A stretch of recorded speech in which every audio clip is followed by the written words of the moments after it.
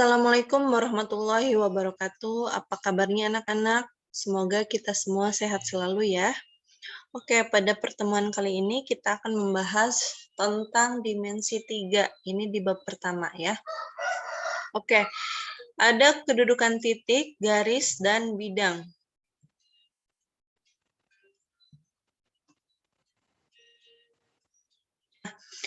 Ada 5 poin yang akan kita bahas. Yang pertama, kedudukan titik terhadap garis. Yang kedua, yaitu kedudukan titik terhadap bidang. Yang ketiga, kedudukan garis terhadap garis lain. Yang keempat, kedudukan garis terhadap bidang. Dan yang terakhir, kedudukan bidang terhadap bidang. Oke. Yang pertama dulu, kedudukan titik terhadap garis. Nah, perhatikan gambar berikut. Ada garis L yang biru ini ya, garis L. Ada titik A, titik B, dan titik C. Coba kalian amati kedudukan titik A terhadap garis L seperti apa, kedudukan titik B terhadap garis L, dan kedudukan titik C terhadap garis L.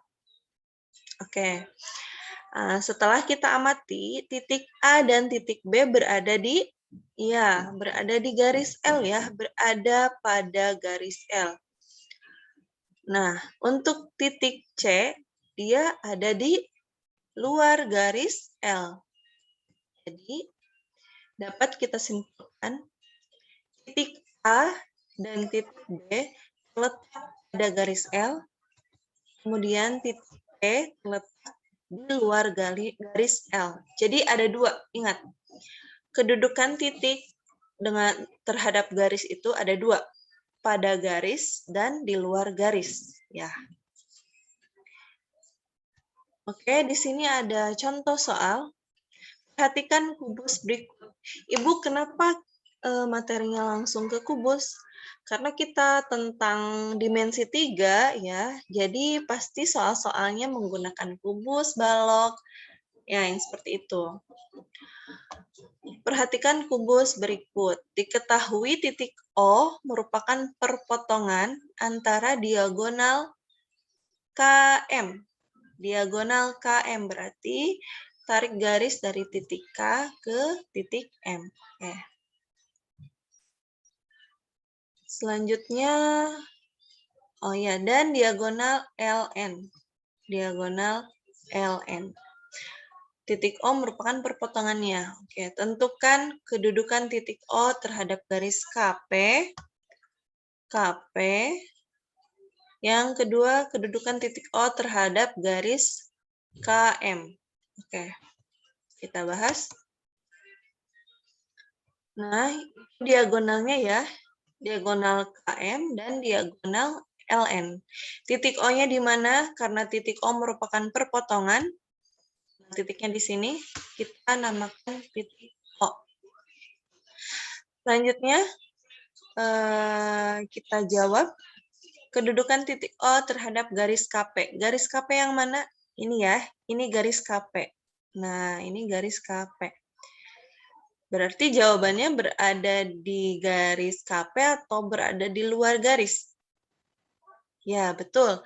Titik O berada di luar garis KP atau terletak di luar garis KP. Bagian B, kedudukan titik O terhadap garis KM. Garis KM. Kedudukan titik O berarti terletak pada garis KM. Itu ya. Jadi jawaban yang A itu berada di luar garis dan jawaban yang B berada pada garis. Yang kedua, kedudukan titik terhadap bidang. Sekarang terhadap bidang. Nah, perhatikan gambar berikut. Ada bidang alfa. Lalu ada titik A, B, dan C. Kita amati. Nah, kedudukan titik terhadap bidang alfa, titik A dan titik B terletak pada bidang alfa. Karena dia ada di dalam nih. Ada di permukaan bidangnya. Lalu kedudukan titik letak di luar bidang. Sangat jelas ya. Oke. Nah, ini contoh soalnya. Diketahui titik P dan titik Q merupakan titik tengah rusuk EF. Rusuk EF. Rusuk itu garis EF ini. Dan rusuk GH. GH. Oke. Tentukan kedudukan titik P terhadap bidang ABFE. ABFE. Ini ya yang depan. Lalu kedudukan titik Q terhadap bidang ADHE. ADHE yang samping. Oke. Kita jawab. Kita tentukan dulu titik P dan Q-nya di mana. Karena titik P itu titik tengah rusuk EF. Nah, rusuk EF. Jadi, di sini ya titik tengahnya. Lalu titik Q merupakan titik tengah rusuk GH. GH. Nah, titiknya di sini ya. Berada di tengah-tengah garis GH. Oke, kita jawab yang A. Kedudukan titik P, berarti kita fokusnya ke titik P. Terhadap bidang ABFE. ABFE. ABFE yang depan ya, yang ini ya. Coba Ibu. Nah, ini. Coba kalian lihat. Kedudukan titik P terhadap ABFE. Tadi terletak pada bidang dan terletak di luar bidang. Ayo, titik P terletak pada bidang ABFE atau terletak di luar bidang ABFE? Ya, betul ya. Titik P terletak pada bidang ABFE. Oke, kita jawab yang bagian B. Nah, kedudukan titik Q terhadap bidang ADHE. Nah, ini bidang ADHE ya, ini bidangnya. Nah, titik Q di sebelah sini. Menurut kalian, ini terletak pada bidang, titik Q itu terletak pada bidang atau terletak di luar bidang? Ya, betul. Titik Q terletak di luar bidang ADHE. Nah, itu jawabannya ya. Oke, selanjutnya kita akan membahas kedudukan garis terhadap garis lain. Nah, perhatikan gambar berikut. Gambar A. Nah, ini pada bidang ya, ada dua garis. Ada garis M dan garis N. Oke.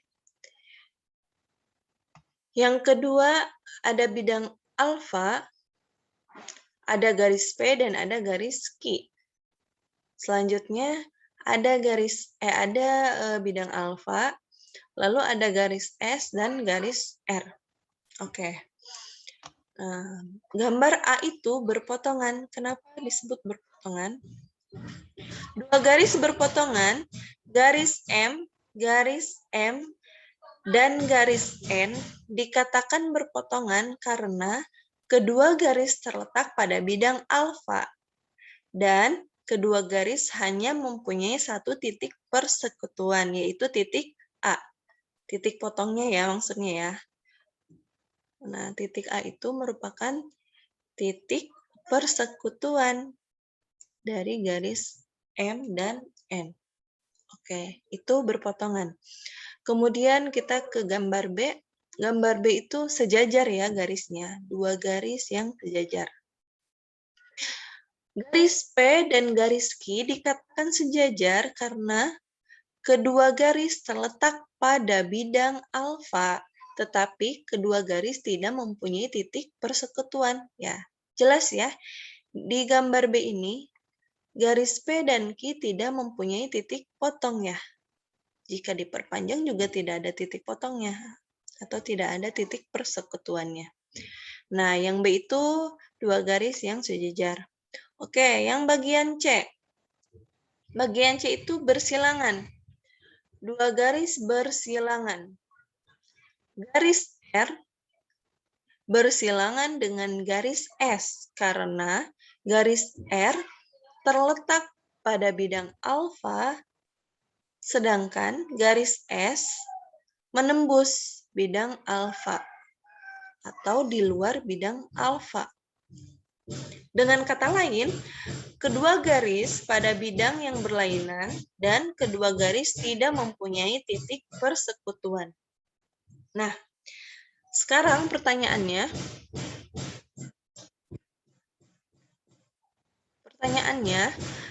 kenapa kedua garis yang bersilangan tidak memiliki titik persekutuan? Itu pertanyaan pertama. Oke, kita lanjutkan ke contoh soal. Nah, tadi ada apa? Dua garis yang berpotongan, dua garis yang sejajar, dan ada dua garis yang bersilangan. Nah, ini contoh soalnya. Perhatikan limas beraturan berikut.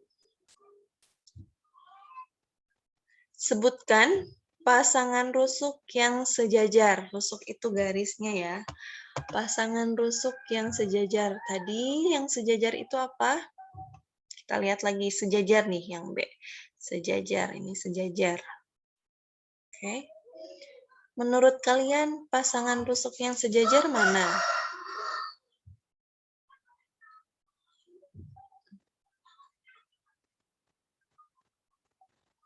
Yang sejajar?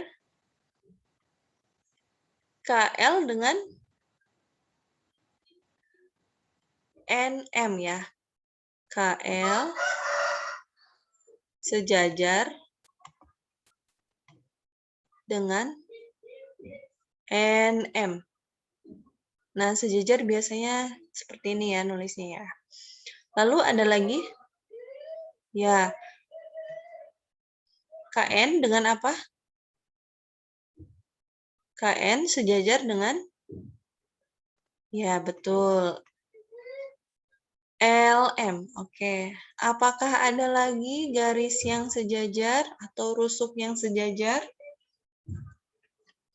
Coba nanti kalian cari tahu ya, ada lagi atau enggak. Oke. Yang B.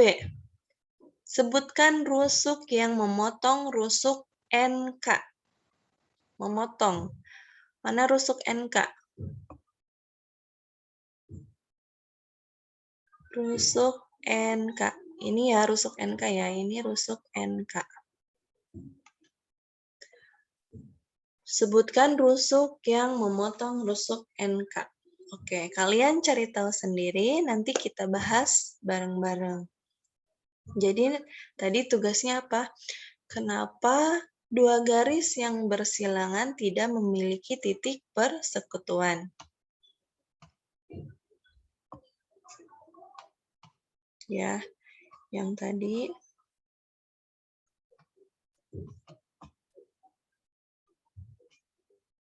Nah, ini kenapa dua garis yang bersilangan tidak memiliki titik persekutuan? Lalu ini soal ini, yang bagian A tadi sudah kita tentukan pasangan rusuk yang sejajar. Apakah masih ada pasangan rusuk yang sejajar? Nah, yang B, sebutkan rusuk yang memotong rusuk NK. Memotong, kalian lihat lagi kedua garis yang berpotongan itu seperti apa. Lihat yang bagian A ini ya. Nah, untuk hari ini cukup sekian. Wassalamualaikum warahmatullahi wabarakatuh.